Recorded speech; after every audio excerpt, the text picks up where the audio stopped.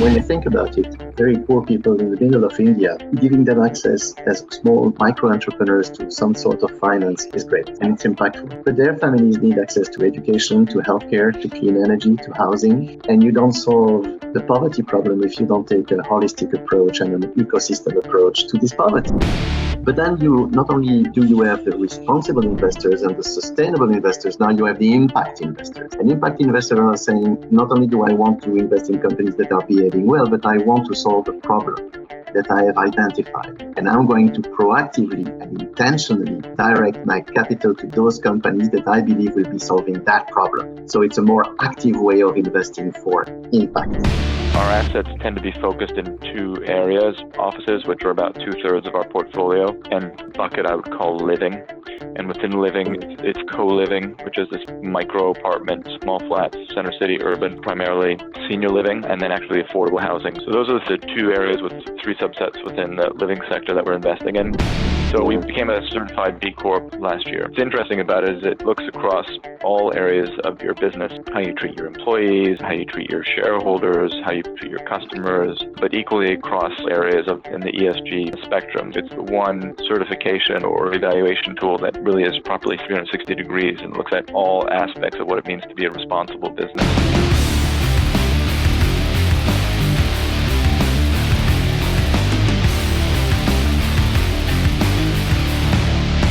So I was in South Africa, I was in India, I was in Venezuela, I was in Argentina, and then came back, and then the calling of my 20-year-old exposure to India came back, and decided to take the job of CEO of a microfinance foundation in Argentina, and did that for a year, and came back to Europe and had the great fortune of, again through McKinsey, knowing someone here in Geneva, Franck Rosel, who was then at UNCTAD working on microfinance, and basically the mapping of microfinance globally, supply, demand, support network, and he recruited me to help him with that. So I moved to Geneva, and it was a great year because Franck is a brilliant mind, was truly a forward thinker, taught me a lot.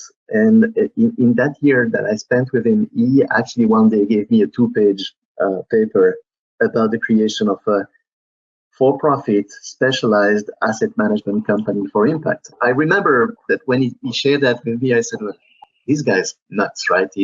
What is he thinking about? But I kept the 2-page paper, and then thanks to him, also got a job with Dexia Asset Management that had just started within the first microfinance fund, and then they recruited me to manage it. And that was here in Geneva with a great team that was starting on emerging markets. And I started managing the seed money we had received from Banque Internationale à Luxembourg, BIL, back then. And André Roulans, who was the chairman, was very supportive of that. So I managed that money. I invested that money. How big was the first seed money? That was $10 million. So a small seed money, but still, we could do something with it. At this point, you were working for Dexia? Yeah, for a year, managing the Dexia Microcredit Fund. And after that year, basically, I was traveling 75% of my time. I had placed the 10 million, and I wanted more money in the fund, and I wanted some help. So I went to see Bernard Herman, who was the CEO of Dexia Asset Management at the time, a very nice guy who actually recruited me and trusted me. And that's thanks to him that I believe I'm doing what I'm doing right now. But I went to see him and I said, Bernard, I need some help because it's really tough. And he said, look, you're managing 10 million. It's a small amount of money, and we have no resources to recruit more people for what you're doing. Which was fair, which was actually very logical on his side. And then I remember the 2-pager that Franck Rosel had shared with me, and I thought about it, and I then asked them, will you let me go? I create a company, which would be an asset management company, or that would be focusing on the type of things that we're doing for you, microfinance. But please give me an advisory contract on the fund, right? So you remain the fund manager. I became your advisor. And so you don't have any headaches anymore with me asking you all the time things that are not standard in the bank. And he said yes, which was actually amazing. So that's how Blue Orchard started. I started with Cédric Lombard, whom I had met with Franck Rosel at UNCTAD. And the two of us decided to start Blue Orchard. And we had the good fortune of actually starting Blue Orchard with an advisory mandate of the $10 million of Dexia Asset Management, which was enabling our startup to already have a very steady stream of revenues from day one, which is very comfortable. And then we started growing, and that's how the whole adventure started. And who was your partner at the time? Cedric? Cedric Lambert. Great partner, fantastic, same spirit as I had. We shared this, this ideal and this ambition and motivation that we could use private capital as a force for good. And that from day one, we really decided that we would be true to impact, but also that we would be managing that money professionally so that we could attract private investors looking for financial returns and impacts. That's been the DNA of Blue Orchard and then Bamboo since day one. Yeah, we started with, 10 million seed money from Dexia that we inherited from the fund with the advisory contract. And then we grew that. I think by the time I left activities in 2012, 2013 at Blue Orchard, we were close to $1 billion. So that was a decade to go from 10 to $1 billion. Yeah. So you were there roughly a decade. And those were some interesting times, right? 2001 was already a meltdown, yes, in the telecoms area. And then we thought we got through all that. And then 2008, 2009, I think, and in Geneva, I think 2009 was probably the worst. What we were doing was so niche, so specific, and actually so decorrelated from everything that was happening that we didn't suffer at that moment.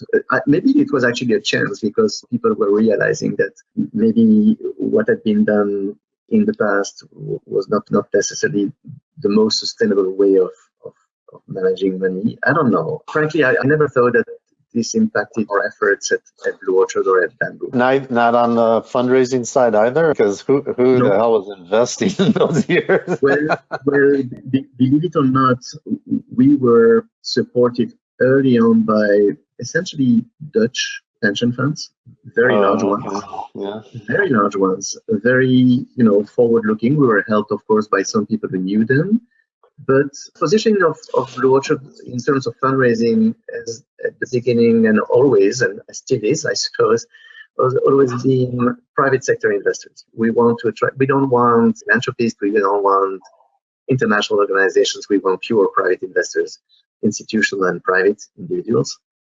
And I think we were successful in growing the assets. The flagship was the Dexia Microcredit Fund that became the Blue Orchard Microfinance Fund. And I think it was rather appealing because there was a high liquidity, small, minimum tickets, highly diversified, and slowly people started realizing that default rates on microfinance portfolios are actually very low. I know it can be counterintuitive if you don't know about microfinance and lending to poor people, but it's a fact. And so that was a solid track record we could build in, and then we grew the assets. That was an interesting period to start an interesting business and to grow it. I think when you're young and motivated and focused, and you know that what you're doing is the right thing, you don't wait for the right moment, you just go. Otherwise, you never do it. Yeah. And when you're young, you also don't necessarily see all the risks and how hard some of it's going to be. And frankly, Scott, it was not just a job, right? It's a mission. And when you follow your mission in life, there's no downside. You've dedicated most of your career to the development of the impact investing field, of which you rightly are considered to be a global pioneer. Your website says, and I'm quoting, your work objectives are driven by deeply rooted faith and values and ambition to contribute to solving at scale some of the most critical problems of our planet. So can you tell me about that, and what are these deeply rooted faith and values? When did you know all of this or discover all of this? It's a slow maturation process, and when I look back, I think you see many changes in what I did, but I think it all somehow participated in giving me the tools that allowed me to do what I did during the past 20 years. My education has been one of always, from my parents, one of always caring about others. And yes, it's a faith decision that drives me all along. I believe in God, I'm Christian, and I deeply believe that you have received talents that you need to bring to fruition for the benefit of others. That's what I really believe in. And St. Paul is talking about the body of the church, or the body of the Christ, as being composed of many small elements or cells. and we are each a cell. And just like for our body, each cell has to perform its function, its role, and all cells have to take care of each other so that the body works. That's really how I see it and how I try to live my life. You founded Bamboo around 2007, do I have that date right? Yes. All right, and you did it in parallel while still at Blue Orchard. So what led you to found Bamboo and ultimately leave Blue Orchard? Very simple. In 2007, that's 6 years after starting Blue Orchard, I had the instinct that just doing microfinance was great, but was not enough. And that besides doing fixed income, so private debt in microfinance, the banks or the financial institutions we were serving were progressively becoming more regulated, bigger, and needed to capitalize themselves, right? So the first reaction was we need private equity, not only private debt. The second thinking was if we can do that in financial services, then there's no reason why we would not be able to find sustainable businesses in other sectors that would serve the same population. When you think about it, very poor people in the middle of India, giving them access as small micro entrepreneurs to some sort of finance is great, right? And it's impactful. But their families need access to education, to healthcare, to clean energy, to housing. And you don't solve the poverty problem if you don't take a holistic approach and an ecosystem approach to this poverty. And then I thought, okay, I'd love to try and invest in other sectors, in companies, risky companies, non-proven companies, that's for sure, but that are trying to bring essential services to the very same people we're serving through microfinance. And then I was really convinced of that. It was not a proven business. It was not a proven case. And then the board of Blue Orchard, rightly so, probably say, Jean-Philippe, this is too soon, this is too early, this is too risky. We need to focus on microfinance debt, and that's what we're going to do. And I said, please allow me to start Bamboo then on my own, without my own money on the side, and I promise I will not bother you too much with it, and I'll do my best. And they said yes. And then I started Bamboo with my own money, and then raised my first fund from this time, mostly private, wealthy individuals that believed that I was able to do that for microfinance, and maybe I would be able to do that for other sectors. And they trusted me. And I was very frank with them and said, look, I don't know. I don't know what sector, I don't know what geography, but I'm going to do my best. And for sure, we are going to have some serious positive impact. Now, financially speaking, frankly, I don't know. That's risky. And then I raised what I call the Oasis Fund, which was a very pioneer prototype fund with $50+ million from very wealthy individuals that trusted me, and I still owe them a lot because they allowed me to start Bamboo. So then how did that happen that you left Blue Orchard and just to focus only on Bamboo? Well, that's a long story and one that I don't like to tell, but in summary, there was an attempt to bring under one roof all the initiatives that I had started, the microfinance, private equity, and the other sectors' activities, and we could not agree on how this would be structured and how this would be governed. And then the decision was either I stop what I'm doing now, and then I agree, and then I'm a good boy and I follow, or we part ways. And I decided to part ways because I believed that there was more in what I was doing than just doing microfinance. And that's it. And so that's very simple. And then we parted ways. They kept the brand Blue Orchard. I kept the brand Bamboo. They kept the microfinance private debt activity, and I did the private equity and the other sectors. And that's it. And then we went our own way. And I'm actually very happy that Blue Orchard succeeded and had this deal now with Schroders, and that they keep growing. I think it's just amazing, and I think it's fantastic because it's, in the end, it's also my baby. It keeps being very impactful and it's downsizable. So can you describe at a high level what Bamboo Capital is and what it's doing, what your mission is and your macro focus, and then maybe an introduction into your 5 funds? Sure, I'll do my best to be succinct. But first of all, I think it's important, Scott, to understand what we mean by impact investing. Okay, very briefly. Many people talk about responsible investing is basically saying, I'm going to invest by excluding things I believe are harmful, drugs, weapons, oil, maybe. And I'm doing something good because I'm responsible. I'm just not doing harmful things. Then you have the next step, which is I'm doing sustainable investment. So it's one step further. It's not only do I exclude things that I believe are harmful for society or for the planet, I'm going to invest in companies that behave quite nicely for environment, for social reasons, for the governance. They're transparent, they pay their taxes, they treat their employees and their suppliers. I'm trying to do my best. Okay, good. But then you not only do you have the responsible investors and the sustainable investors, now you have the impact investors. And impact investors are saying, not only do I want to invest in companies that are behaving well, but I want to solve a problem that I have identified. And I'm going to proactively and intentionally direct my capital to those companies that I believe will be solving that problem. So it's a more active way of investing for impact. Okay. Now, what do? We are emerging market investors. Globally emerging markets. So we invest in Asia, Africa, Latin America, where we have offices in Bogota, in Kenya, in Singapore. Those are our three regional platforms. We are a regulated alternative investment fund manager in Luxembourg. We have an office here in Geneva. We have a team of 40 people, and we have deployed so far roughly $500 million in investments in companies active in different sectors. The companies in which we invest are early stage, small companies, SMEs, right?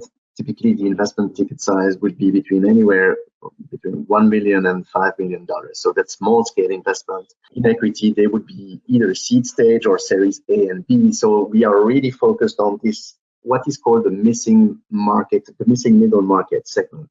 We are not investing in growth stage companies. We are not investing $20, $50 million tickets. We are really focused on the SME segment of emerging markets. Okay. We started with microfinance because, as I've been telling you, I had experience in microfinance. So, of course, we started with microfinance private equity and we raised the first fund there. And then I raised another fund on the side that I told you about, the Oasis Fund, to explore pioneering investments in other sectors. That was the Oasis. Now, on that basis, we learned a lot of things, right? We made many mistakes. We did a few good things.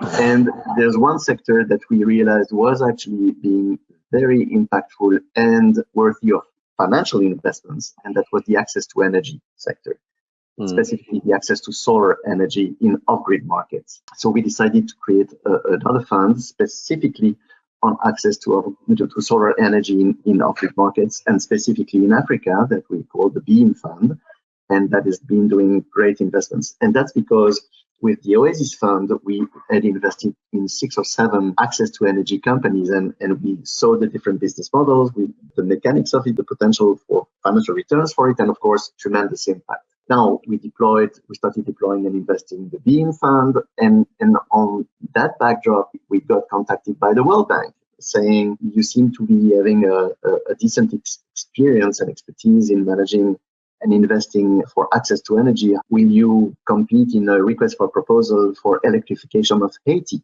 And we said, okay, we love the idea of actually pushing, the boundaries and going to Haiti and try to electrify Haiti, which is, as you can imagine, one of the toughest places to do business on the planet. And getting tougher.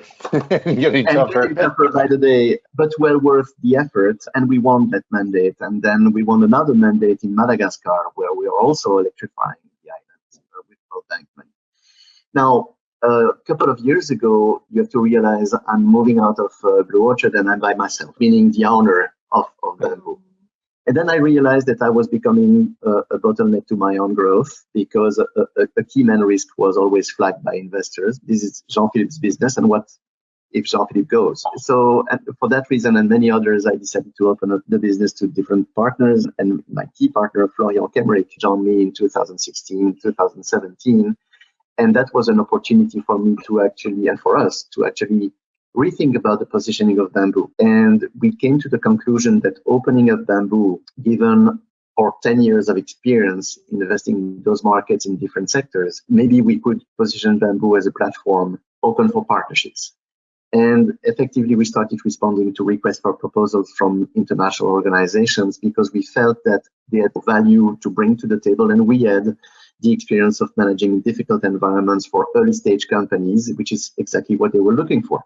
So we answered, for example, the International Fund for Agricultural Development request for proposal, and we won that tender, by the way, against Blue Orchard, to actually manage a fund that would be lending money to small scale holders in Africa. And then we won another RFP from the United Nations Capital Development Fund to manage an SME fund for the least developed countries. And then we have structured the partnership, with the International Trade Center and CARE USA to do gender investing. Then we were selected by the Smart Africa Network, which is a group of 31 African states, to manage their Tech for Impact Fund in Africa. And we're now talking to many different additional UN agencies and international organizations willing to come to the field of impact investing, bringing their technical assistance, their knowledge on the ground, their feet on the ground, their thousands of employees, their deal sourcing abilities, but with the rigor and the discipline of the private process of investing. And that's a very strong and very powerful association when you can make it work. And that's the shift that happened with Bamboo business development. We still have our pure private equity funds, the Beam Fund, the FinTech Fund, the Microfinance Fund. But we have also now embraced projects with the World Bank that we can manage, and we have also embraced those partnerships with UN organizations, and specifically in blended finance structures. So okay. Please interrupt me if I'm going to interrupt you right now because you're blowing my head up here. I just want to make sure I understand. You started out with Oasis and Beam, BEAM. Both of those are energy access funds. So why did you have two separate funds? Oasis is not only energy. Oasis did investments in access to healthcare, access to housing, access to energy, access to education. And a fraction of the portfolio were those 6, 7 access to energy, businesses. And based on that learning, we created Beam, which is a fully access to energy fund. Okay, so Oasis, this was one of your first funds that you started? Yes, it was launched in between 2007 and 2009 fundraising period as an open-ended fund. And in parallel, we started the Microfinance Private Equity Fund that we raised, I think, $200 million plus from institutional investors on that. Yes. Is that the Financial Inclusion Fund? Is that the Bamboo Financial Inclusion Fund. Yeah. So I guess I got to ask you, how do you come up with these different problems that you're trying to solve with each fund? Do you have a key investor that comes to you and says, look, I'll seed this, and then you go out and raise more? Or no, it's the opposite. It's the opposite. We see a problem in an emerging market that is essential or that is important to solve. Yeah. We look at whether there are business solutions to that problem. And if we believe that there is enough investable solutions in the markets we're targeting, then we do structure ourselves the investment proposition, and then we sell it to investors. It's not an investor coming to us saying, I'd like you to do this. Now, when we respond to requests for proposals, those are institutions saying, we'd love to do this for small scale holders or for the least developed countries, and we're looking for a manager. And then it's our decision to apply or not apply to that and compete to get that mandate. Those are two different logics. So the Haiti fund, was that one that the UN came to you? It was one that we were invited to compete for by the World Bank. And that's the OGEF, that's Off-Grid Energy Fund. By the way, first of all, this is a fully funded fund by the government of Haiti and the World Bank. So there are no third-party private investors in it yet.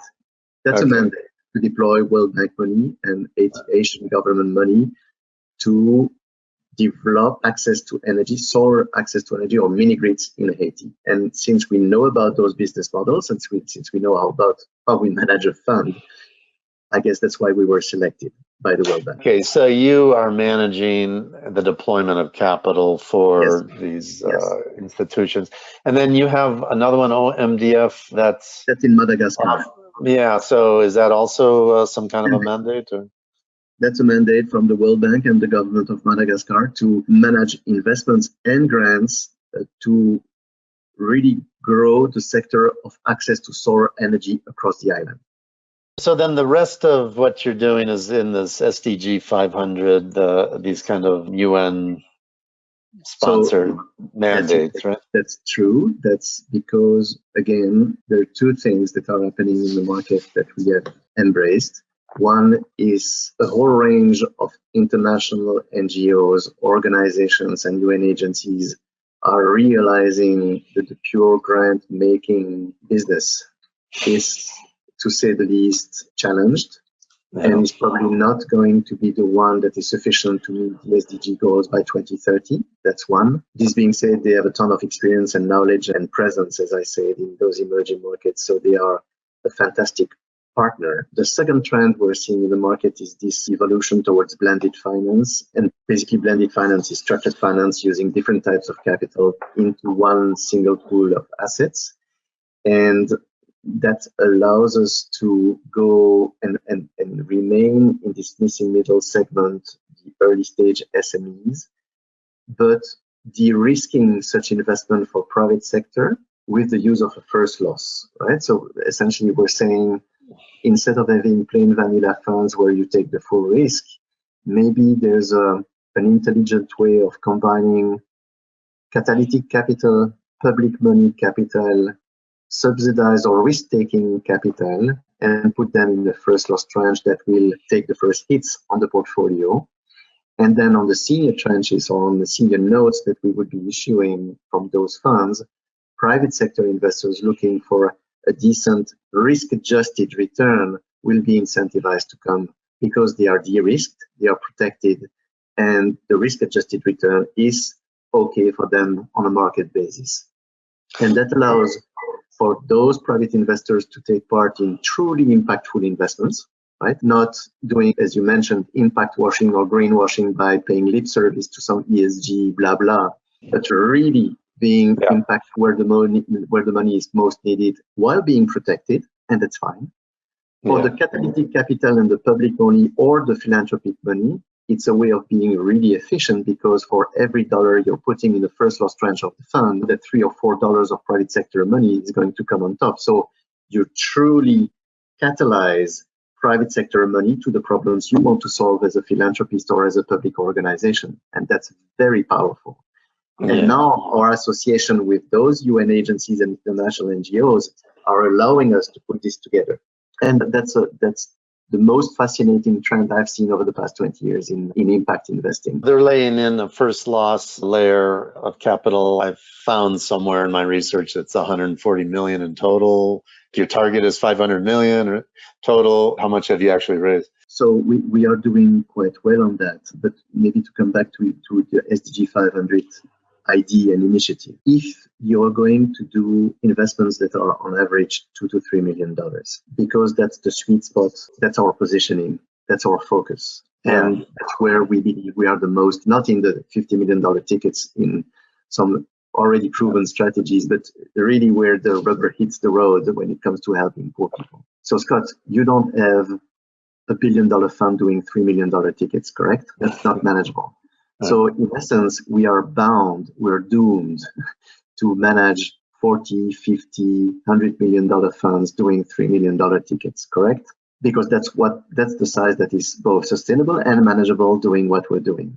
Now, we have realized that in order to be attractive to the true institutional investors, the big guys that are really, they do have the power to move the needle, they will never look at our funds, never. We're too small. The size of our fund is the minimum ticket they would write. So the idea was to say, okay, if we want to remain true to our mission of being an early stage SME investor in tough markets, how do we get to scale? Well, by bundling. And that's the idea behind SDG 500 is to say, okay, the fund we have on small scale holder agribusiness, SMEs in the least developed countries, gender with the International Trade Center and CARE USA, tech for impact with Smart Africa and in Latin America. We are going to bundle those funds. And instead of raising the senior tranches of each of those funds separately, we are going to raise for an SPV for $360 million, and it could be any sort of number. And to raise that money, we are going to actually have a small equity mezzanine in the SPV, and then we are going to issue notes. And we could structure senior notes or subordinated notes that enable private, large institutional investors to actually get an instrument that they can put in their asset allocation. It's a fixed income instrument. That's a note that has been issued by an SPV. and that has a certain coupon or dividend, and that is fully protected not only by the equity mezzanine, but also the first loss tranches of each of the underlying funds. And we are going to place that quickly to institutional investors willing to take bite sizes of 30, 50, $100 million. And their actually money will be flowing to the underlying funds in a very diversified way. And actually, when you think about it, eventually down the line, they will be funding hundreds of SMEs in over 30, 40 emerging markets in a very diversified way, but without taking the pain of going through all those investments. It's just one node purchase at the top. And I'll tell you that when we started this exercise, COVID hit. So that's not been the best environment to raise money, but the concept remains. Now, the funds have been launched separately with their own investors and first losses. We have not succeeded yet in launching this SPV and this series of nodes, but in my opinion, that's the way to go to get to true scale while not abandoning our mission. If I'm correct, right now you have 1, 2, 3, 4, 5. You have 6 of these SDG 500 funds. Is that right? We are working on more funds. We've been approached by other UN agencies that have seen what we have done with the first partners we have and are actually keen to partner, let's say, with an impact manager that has cracked the nut of how you organize a partnership between a UN agency and a for-profit asset manager, which is not easy, as you can imagine. Yeah. And second, that is also very genuinely interested in the impact and not just paying lip service to impact and sustainable investments. And that is also the experience. We've been around since 2007. And I see those mandates as being extremely promising in terms of their scalability and impact. And as I said, because those partners bring footprint that it would take us a century to add. When you team up with Care USA, you team up with 8,000 employees in more than 90 emerging markets. Yeah, they got the manpower. There's always the question of focus and delivering outcomes. And that's what we bring, and the discipline of investment. At any point in time, we believe that the company is not truly impactful or not aligned on the social mission that we have established for the fund. And even though this would be an exciting financial investment, we're not going to do it. All right. So could you, just to make it real, describe to me 1 or 2 sample investments that you made, and you can pick whichever ones, but maybe something that's the type of investment that you prefer? Okay, one investment that comes to mind is in the field of access to energy. That's really a technology-focused company. It's a team of 3 graduates from Imperial College that decided they would electrify Africa first and then the rest of the world. It's fantastic to see visionary young business leaders going ambitious on what they're trying to achieve. And they've developed just an amazing technology enabling them remote control of batteries of the solar systems they're placing anywhere in the world, in Africa to start with. This constant monitoring and data capture allows algorithm and artificial intelligence to improve the working of the batteries. They, of course, have coupled that with pay-as-you-go systems, meaning that the households being equipped in the middle of nowhere of Africa with, energy and the solar panels and batteries and appliances can pay as they consume, because usually they don't have the money to pay from the whole system. And this goes coupled with mobile money and mobile payments through GSM, because of course there's no cash involved in the system. It's really a fascinating business model that is taking off big time. When I say big time, it's really big time.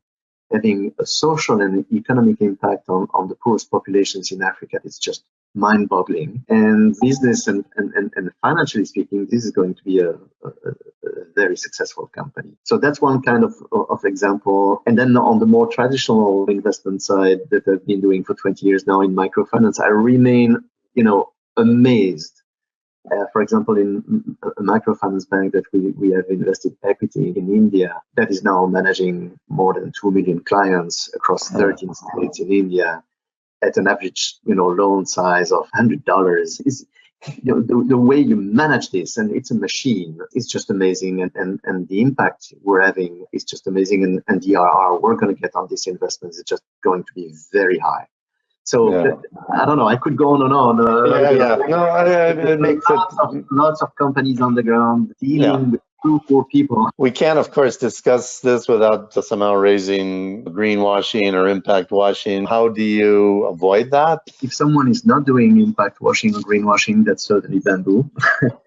By the sheer investment objectives that we're having. And if you look at our portfolio companies, greenwashing and impact washing happens at the $50 million size tickets, not at the $1 or $2 million size tickets in the trenches in emerging markets. And when you look at the theories of change and the impact assessment criteria and reporting that we're doing on a daily basis and on the reports we're sending to our investors, I would dare to say that we're an example, as opposed to some others that say are impact will do $20, $50 million ticket sizes in very large companies, and the link to true impact is at best vague. So you're saying that when you're down at the 1 to 2 million, 3 million level, you don't feel that there is risk of greenwashing. Is that because you have your fingers in the due diligence? Because we have the fingers in the due diligence, and because, as I explained to you in our investment process, that's the first thing we check, right? Yeah. I mean, we're an impact investor. We have a fiduciary responsibility to our investors. In the past, fiduciary responsibility meant I need to deliver the return I promised you. Well, in impact investing, fiduciary responsibility means I have to deliver the social impact and the financial impact that I promised you. And if I'm not equipping my investment process and my teams to actually deliver on those, then I'm a liar. How do you verify your investments' impact? Because we're on the ground. Because we're on the ground, because we visit those companies, because we see their clients, because we talk to their clients. And also now, by the partnerships we have with international NGOs and UN agencies, because they do verify that. How do you measure it, though? There are two things in impact, as you may know, what we call the output indicators and then the outcomes. The output indicators are really the measurable things that you can count, right? How many solar units installed? How many households served, time of usage of those appliances. And then by each unit that is being placed, how many liters of kerosene are not being burned every day, and how much CO2 are you removing in terms of emission? And do we have a decrease in household fires? How do you decrease the hospitalization of households because they have exhaled fumes from kerosene inside their huts as opposed to clean solar energy? And of course, problem is not in the output tracking, because that's something we do easily, just like financial reporting. The problem is when you want to infer what has been the long-term outcome of your action and how you link that with a causality effect with the output indicators that you're measuring. That's tricky. That's tough. So just to give you a sense, if I invest in a chain of hospitals in India for 3 states, I can tell you how many poor people I have helped in my hospitals, how many hospitalizations I've had, what is the income level of those people that I've been served, that I've been serving. Now, the outcome is, have I changed the healthcare system in India? I don't know. I think I've contributed to it positively, but there's an intellectual honesty limit to attributing to your sole action and investment the causality and the outcome. We are contributing to it. We can count the outputs. We can report on the outputs. We have a suspicion that those outputs are contributing to the outcomes. Now, are we the only ones realizing this outcome? Certainly not. I don't know if I'm clear, but yeah, I understand there's a difficulty to quantify maybe how many people have been treated at your hospitals in India, but you don't know how many people got better.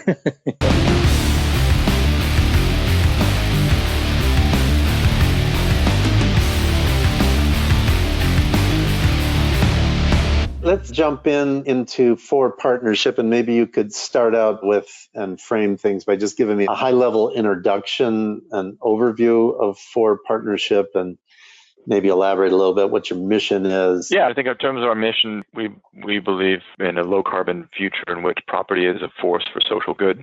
So I think in that is this duality of both the E and the S of ESG, and I think we can unpack that a little bit as we go through this. We've been doing this for now 9 years, just to put some rough numbers on it. We've raised a couple $100 million of capital. Probably the largest number I could conjure up is roughly around 700 million euros of property value, and the property value that we aim to be delivering about 1.1 million square feet of real estate, 13 assets that we've purchased. So we're sort of at the big end of the small end of the mid-sized guys, carved out a little bit of a niche for ourselves in that domain. Our assets tend to be focused in two areas: offices, which are about 2/3 of our portfolio, and bucket I would call living.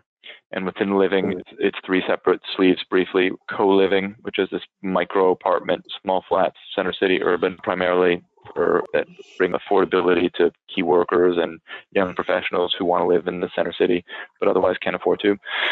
Senior living, and then actually affordable housing, so really bottom of the pyramid housing for people who are really on the cusp of homelessness and marginalized populations within urban cities. So those are the two areas with three subsets within the living sector that we're investing in. What else? In terms of the structure, I think to date, I think it's one of your questions further on as well, we've been using this, call it club structure, where same as what we had in Germany, actually, where if you think about values-oriented, values-aligned investing, I think you would not necessarily come up with the typical private equity fund model where it pits GPs against LPs.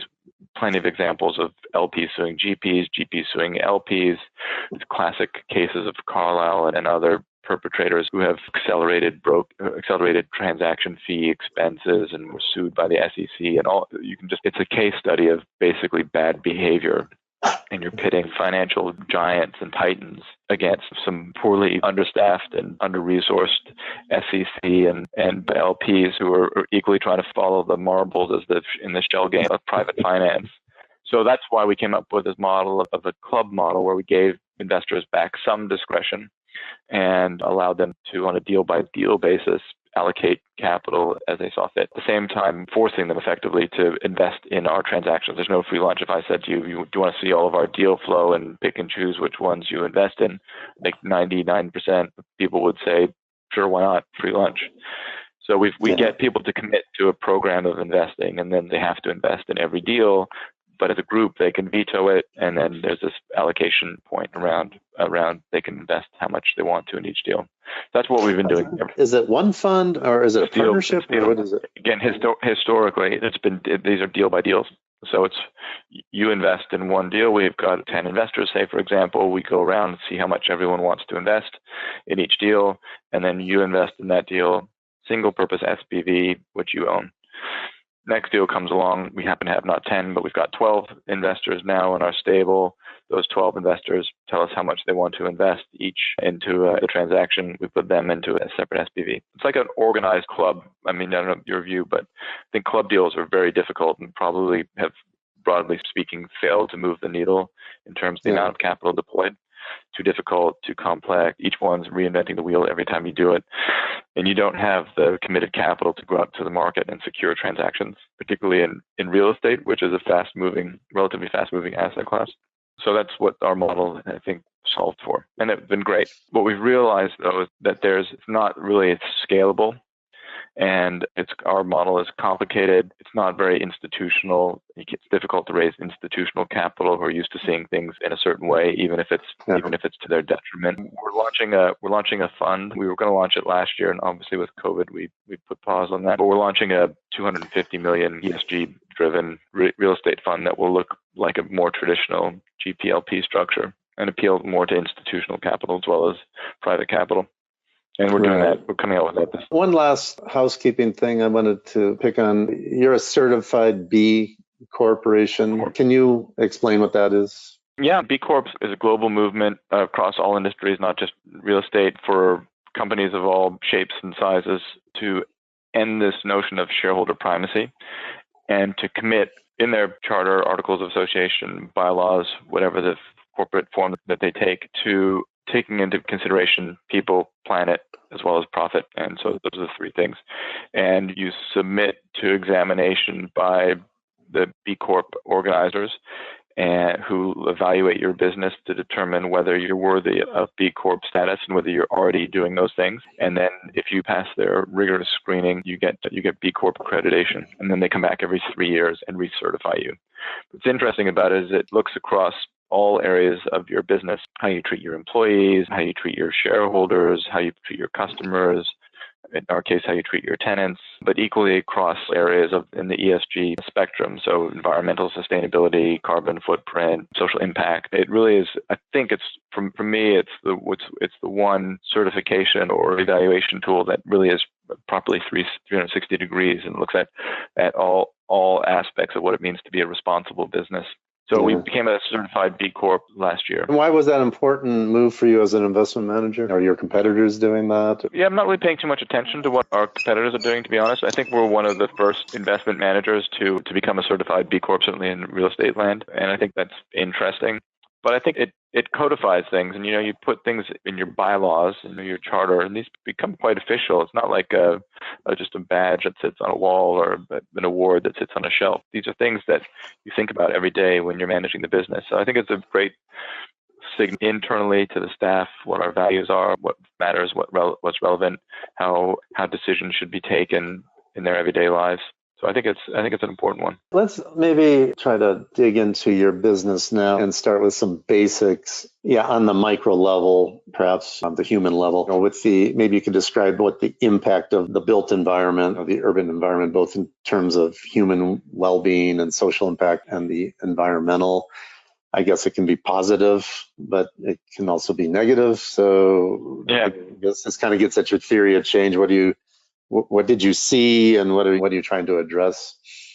Yeah, I think this is part of the urgency in our mission that we feel. Certainly the climate crisis I think we can all agree is real and it's getting worse. But equally, I think within the real estate is probably one of the greatest untapped opportunities that exists. Incredible amounts of work to be done. I don't know what the statistics are, but it's probably something like 2 or 3 or 4% of the buildings that are out there are actually, quote, green. We've all committed as countries to be net carbon zero by 2050, 2045. In many cases, some cities have committed to earlier targets like Manchester and others in the UK. So every building that's not currently achieving carbon neutrality is going to need to be refurbished, renovated, repositioned, or rebuilt in that period of time. What's shocking when you think of it, buildings roughly have a 30-year refurbishment life cycle. If you've got a building that's got air conditioning and mechanical electrical kit, that stuff usually lasts for about 30 years. Building fabric lasts for longer, but the kit lasts for roughly about 30 years. So we're now within that refurbishment cycle, 2020 to 2050. So every building is effectively being refurbished now needs to be net zero carbon. And another interesting statistic is something like 80% of the buildings that will exist in 2050 have already been built. So we have a huge task ahead of us in terms of the industry, and just some statistics for you. I think everyone knows this one that real estate uses about 40% of the global CO2 greenhouse gas emissions. I think that's one that's widely touted. But of that, I wrote down some statistics that we use sometimes. I think I may have sent this to you, so you may have it. But of that, 17% is residential, 11% is non-residential, and then 11% comes from the construction industry. And it's roughly about the same for energy consumption. Buildings use about 36% of the global energy consumption. It's huge. It's the largest single sector. So if we want to tackle greenhouse gas emissions and CO2 emissions, we have to tackle, given those two parallel thoughts, real estate has not yet been touched for all intents and purposes in terms of getting to zero. And it's responsible it's the largest single sector in terms of its responsibility. It's huge. There's some statistics I've read that's something like 70% of global energy consumptions and CO2 emissions come from cities. It doesn't come from cows and fields and this fun stuff that we like to talk about. It comes from cities. So it's our built environment, and it's getting worse. I think we've made great strides. I think we're also building more and more square feet. Between 2010 and 2019, final energy demand's been up 7%. And although energy intensity on a per building basis may be down, we actually are moving in the wrong direction. Cities and buildings are consuming more energy today than they were a decade ago. You said that 80% of all buildings by 2050 that will exist in 2050 are already built. Is that right? Yeah. Yeah. Wow. So one of our focuses is on refurbishment. And so again, I think a theme and I think a pervasive idea that we have is it's great if you're LNG or Aviva or Canary Wharf and you control big tracts of land like King's Cross, or you're doing these huge regeneration projects like Hudson Yards in New York. That's great. And you've got a different set of tools in your toolkit that allow you, I think, greater flexibility in terms of addressing the environmental sustainability and social impact agenda. How about every building on every street? How about your house where you're sitting? How about my house? How about my office building, which is a building of 15,000 square feet in total? What about those? Do we knock them down and rebuild them? They're often buildings, commercial office buildings, you think of London or Geneva, usually landlocked. No roof space, no outside space, no public realm, no public space within the building. So if you want to program social impact events or something, where do you do that? Do you do that in the lift lobby of the fourth floor? I mean, it's difficult. For me, the much more interesting question is not how do we do regeneration where we've got 5-acre center city tract of land, which is great, but how do we tackle the every building on every street problem? What about on the micro level, at the human level? Do you have a focus or mission on that in terms of the living environment of the buildings, the human aspect, I suppose, or the social impact? Yeah, and social, I think we would say that the E and the S, as I alluded to earlier, are deeply interconnected. And so we also recognize that buildings are a potential delivery vector for social change. If you think of it, we spend 80-90% of our time inside buildings. Buildings have huge impact on communities, negative, but could also have a positive impact. So if you're trying to tackle food poverty or jobs and skills training, where will you do that, no matter what the kind of program or the activity, where that activity needs to happen somewhere. It needs to happen within the built environment. And so when you think of our urban systems in a systemic, interconnected way, you start to realize that buildings are actually at the center of this, and the system comprises government and social organizations and retailers and transportation and infrastructure. But within that, at the center, core of that is buildings. So we look at our buildings as a way to deliver social outcomes as much as environmental outcomes. Let's take a building in Scotland that we're doing called CADWorks, CADWORKS. So we think that in that particular case, we wanted to make a big push around cycling, micromobility. So we took out the parking garage entirely, and instead we put state-of-the-art cycling facilities with lots of different options for people in the building to either hire a bike or ride a scooter or ride their own bike, or shower and changing, stretching facilities. People who are disabled have equal access. And we made it fun. Put a cycle-in ramp so you get to the basement by cycling in this really cool glass ramp that runs through the reception area of the building. So it's really cool. And so it encourages people to cycle because it takes a lot of the barriers away. Yeah. Then on the social side of things, we're saying, like, let's just not put in a bike rack and think that we're somehow changing the world. Let's make that bike rack work a lot harder. How are we changing social outcomes? So we found some social enterprises, this happens to be in Glasgow, who are using cycling as a way to solve key social issues. So they've one called Soul Riders, who takes disused bicycles that you may have in your garage, your garden shed, takes them into their workshop, fixes them. The people who fix them are people who are at the fringes of society, who may not have jobs and be jobless or lacking skills. They teach them how to be bike mechanics, give them a sense of purpose and worth.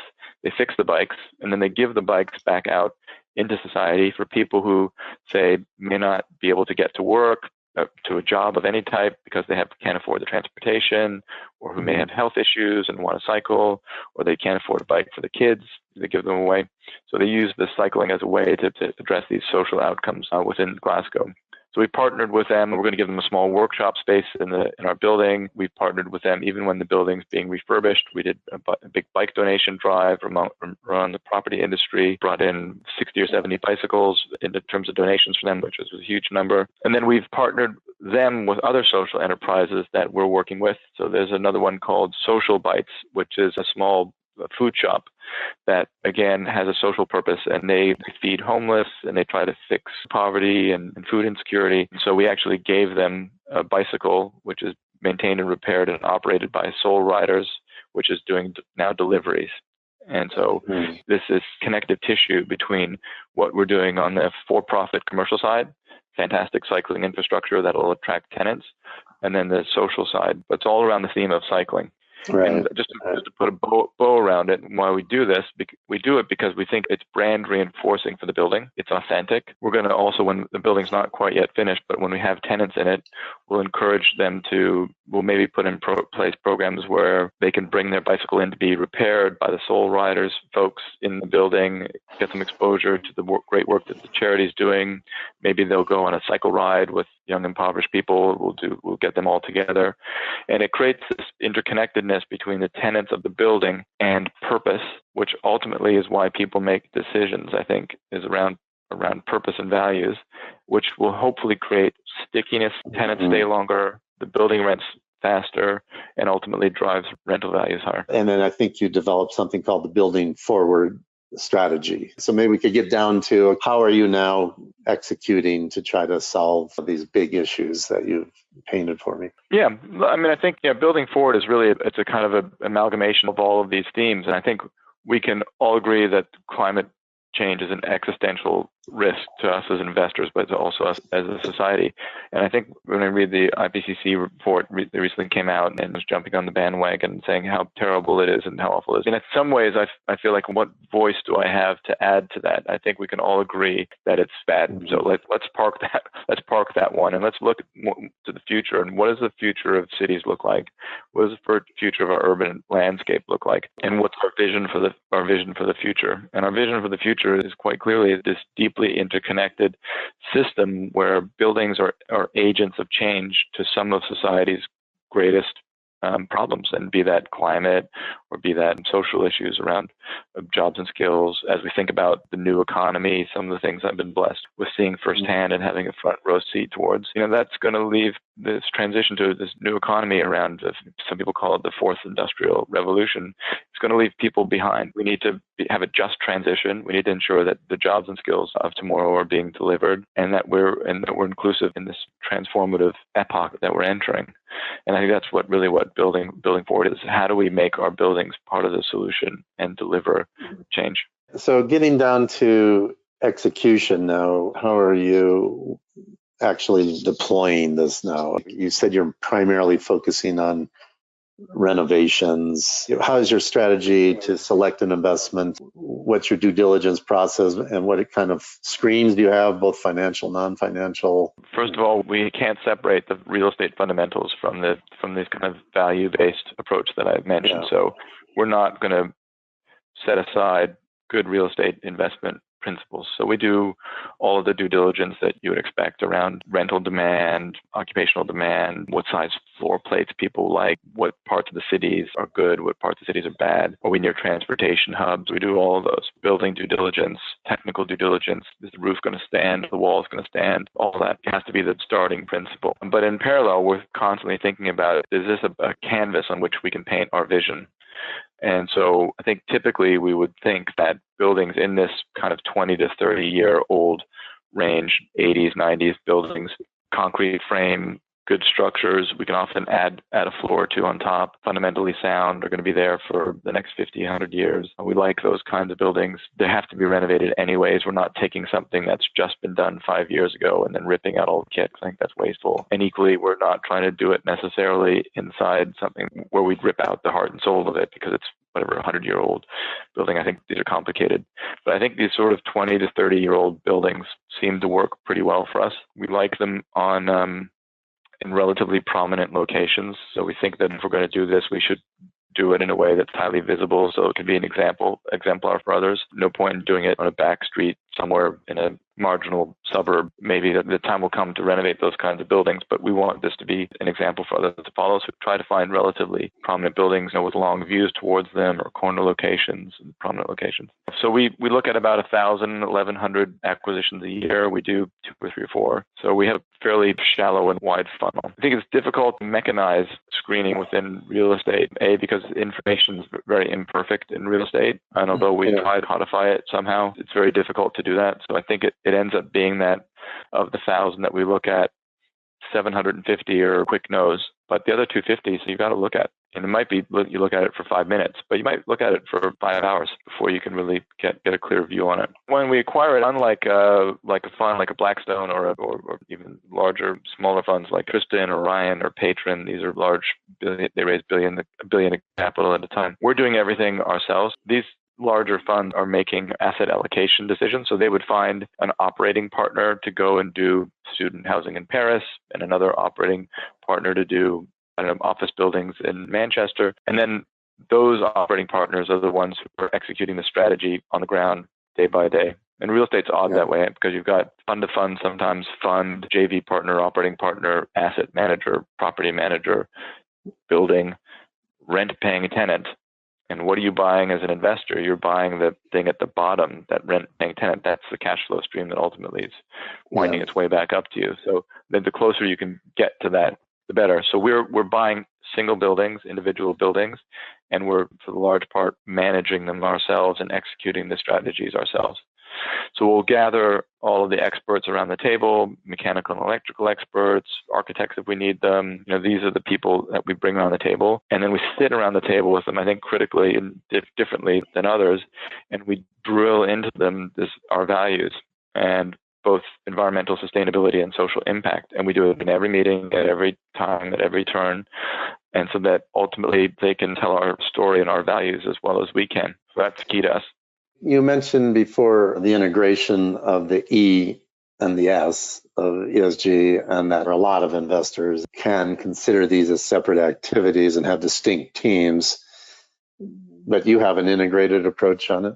We do. We definitely do. And we try to drill that into every aspect of the building, from design to operation. And again, I'll give you another quick example, which is at Tower Bridge Court in London, TBC.London. What we're doing there is we're putting in, it's a 100,000 square foot building. We're putting in a 3,500 square foot, we're calling it an urban village hall, which is a multifunction space that tenants in the building could rent out for a fee and use for events. But we're also programming in there activities with social enterprises, community groups. So it might be a school who needs a space to run an art exhibition for their kids for a week. It might be a social enterprise that needs to have a fundraiser or a skills workshop around technology and computer coding. And I think putting that inside the building, and then again, trying to deeply integrate the occupants of the building into that activity. So if it's computer programming, every company has an IT department. So why can't their IT people come down and spend an hour to teach someone about how to build a computer network? And again, I think that integration of community, both within the building and without the building, is really essential. So that's what we mean in terms of the integrating the E and the S and creating opportunities like that for impact at multiple levels across multiple problems in the problem set. Could you maybe give me one example of an investment you've made, and how did you get there, and describe what it was? I don't know if you want to use this one, but I've found Windmill Green in Manchester is maybe a kind of an ideal example, but I'd like to understand, how did you select it? What did you do? What's the result of it? Yeah, I think Windmill Green's a good one because there's an end-to-end. We finished it. When we were going to buy it, it was an empty building for 7 years on a main big square in Manchester, probably 3 or 4 buildings away from what you would think of as being the center of Manchester, St. Peter's Square. But it had been empty, it had been long overlooked, and for 7 years. And there had been a variety of planning applications that had been brought forward to knock it down. It was, I think, 5 stories when we bought it, but a lot of people just wanted to knock it down, build a 40-story skyscraper, maximize net lettable area, build the biggest thing that they possibly could. When those all failed, and then when we bought it, it had actually one planning approval for a 17-story office building, and that was gold-plated, all singing, all dancing, knock down, rebuild 17 stories, which had been opposed by many, including Historic England at the time, but actually won planning approval. But it was unfinanceable because the business plan for that required an assumption that you would achieve rents that had never been achieved ever before in Manchester, that high. So it was unfinanceable. And so when we looked at it, it was basically a dead deal. And so we said, why are we knocking this building down? It's a perfectly good building. It's only built 35 years ago, perfectly usable. And maybe we can come up with a business plan that doesn't require us to have 30, 34, 35, 36 pounds a square foot rent, but maybe 27, 28 as a refurb.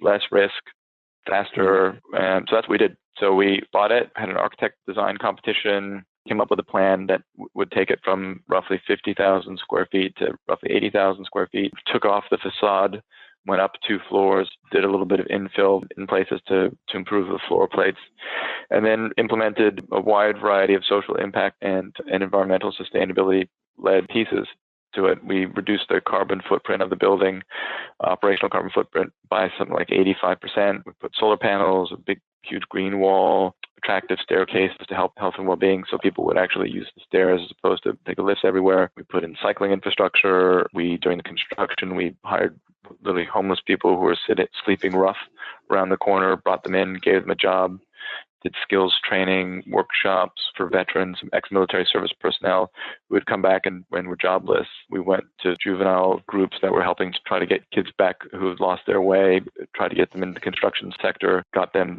skilled up and gave them jobs and apprenticeships on the site. We brought in people who were just curious about the construction industry and gave them tours of the building and showed them what happens on a building site. So lots of things around jobs. We also did things on the social side around marketing and branding. So every brochure has got photographs and images and things in it. So rather than hire professional photographers and illustrators, we went to the local community colleges and gave them to the students there as projects.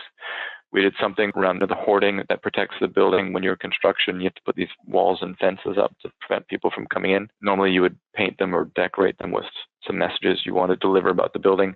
Again, we went to Shillington College where we found art and design students. We had them briefed by our marketing teams like a professional project and had them sign posters that ultimately we used on the building.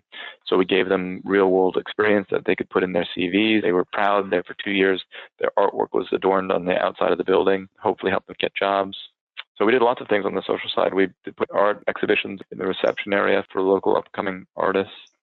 So lots of stuff. Ultimately became a BREEAM Outstanding building, so in recognition for its environmental sustainability in particular. It's the first multi-let office in Manchester to get BREEAM Outstanding, and it won all sorts of social impact awards for delivering impact within the context of a commercial office building. And how about the financial returns? I'll give you a hard and fast number. So our business plan had £28 a square foot in rent. The highest rent we've achieved in the building is 36. And now it's a refurbishment. It's exposed concrete ceilings, and it's a refurbishment, it has columns. So it's £36 a foot. Highest rent now being achieved in Manchester is $37.50 for new construction. So it's within a hair's breadth of new build. So I think that the reason why is I think that people, as Simon Sinek says, people buy your why, and that building has a powerful, very self-evident why.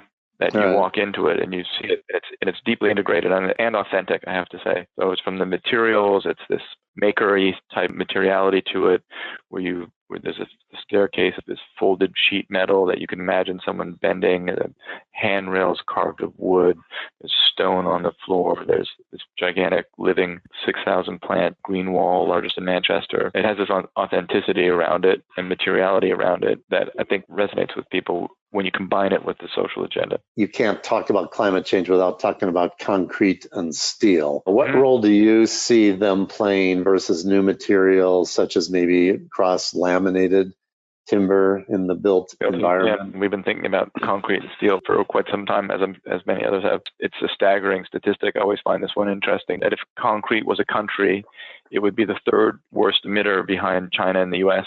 If steel was a country, it'd be number 4. They're awful. I mean, and these are to debate sectors. These are challenges that are very difficult. Concrete's pervasive, steel is required to build buildings. But Scott, we've been building buildings the same way as we do today for the best part of 100 years. There's been almost no innovation in building construction since we built the first skyscrapers in New York. Around the margins, and some that you talk about technology, which I'm sure we'll come on to, but the basic fabric of a building is built the same way it has been for the best part of a century. Staggering.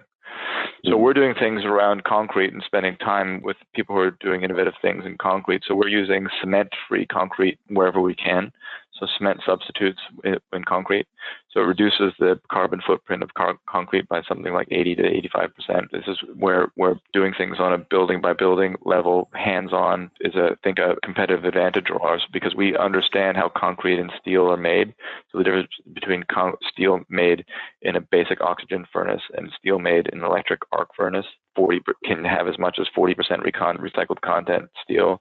The other can have as much as 85% recycled content steel. You've got to get into the details of where your stuff's coming from. You have to look all the way through the supply chain, all the way back. Glass is another one. Glass is an untapped area. You've got glass manufacturers like Saint-Gobain say that they use 36, 38% recycled content glass. Actually, if you ask them and you interrogate them, something like only 1 or 2% of the glass that goes into their glass panels and buildings is post-consumer. Most of it's from shop floor tailings and stuff that they break around the factory and recycled within their own infrastructure. It's almost next to nothing. So we have to push the supply chain, but to first do that, you have to understand where the stuff comes from that you're using, and then be bold enough to go and say, the way that we've been doing it for the last 100 years is not good enough anymore. Yeah. And I think you can't do that unless you're literally sitting at a table of a design team meeting and saying, you're the steel person, you're the contractor, where are you getting your steel from? You've been listening to SRI 360. If you enjoyed it, please hit the like button and subscribe to get future episodes.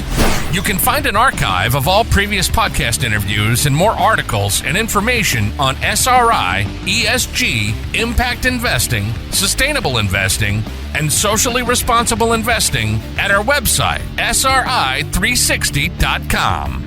If you'd like to read more lessons learned from world-class SRI investors, get a copy of Scott Arnell's book, Sustainable and Responsible Investing 360. It's a must-read for anyone wanting to know more about investing for positive social, environmental, and ethical impact, all with market financial returns. These are the stories and tactics of those leading the way as sustainable and responsible investing goes mainstream. Sustainable and Responsible Investing 360 is now available in hardcover, ebook, and audiobook format wherever books are sold.